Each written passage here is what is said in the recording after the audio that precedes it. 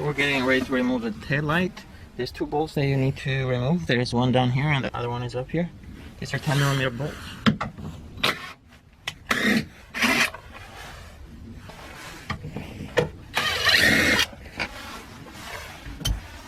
Once you do that, then you can grab the tail light and just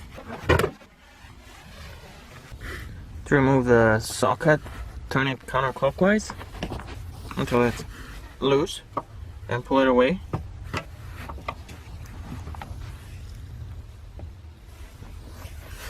Now you pull the bone away from the socket.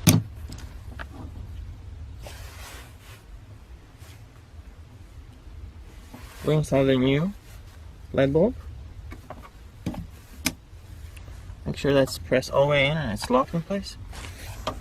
Now to install the socket into the light bulb, you need to line up these tabs right here. And as you can see, they're different, so they have to line up properly here. Once the socket is pressed all the way in, you can go ahead and twist it clockwise to lock it. That's it.